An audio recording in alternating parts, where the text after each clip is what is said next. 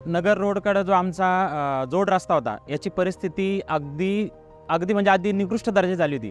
इथं दर आठवड्याला एक ॲक्सिडेंट व्हायचा आणि येणाऱ्या जाणाऱ्यांचा जो दृष्टिकोन होता आय व्ही इस्टेटकडे बघण्याचा तो म्हणजे एकदम निकृष्ट दर्जाचा असा झालेला होता। एक दिवस अशी सिच्युएशन आली की एका महिलेला आपल्या तिथे प्राण गमावं लागले, ती बिचारी गर्भवती होती। आणि मग याच्यानंतर आय व्ही अपार्टमेंटमधील किंवा आय व्ही इस्टेटमधील सगळे जे रहिवासी आहे हे एकत्र झाले, यांनी आंदोलन केले, पण त्याला काय यश आलं नाही किंवा कोणी मदतही नाही केली नाही। मग नंतर अपार्टमेंटमधील जे रहिवासी आहे यांनी एक समूह आबांकडे गेलो आम्ही, आबांना इथली अशी माहिती दिली, अशी घटना घडली आहे। आबांनी सगळी पाहणी केली आणि एक दिवस रात्रीचं स्वतःनी आबा उभा राहून रात्री 11ला काम चालू केलं, पहाटे 6 वाजेपर्यंत स्वतः जातीने उभा राहून त्या रस्त्याचं काम करून दिलं। आणि त्यानंतर ज्या माता भगिनी तिथून जात होत्या, अक्षरशः आम्ही तिथं उभा राहून बघत होतो, त्या आशीर्वाद देत होत्या की ज्यांनी कोणी हे काम केलं असेल की त्याला आमच्याकडून भरभरून आशीर्वाद। मी आबांचे आभार मानतोय की त्यांनी आम्हाला हा रोड चांगला करून दिला, सुस्थितीत करून दिला।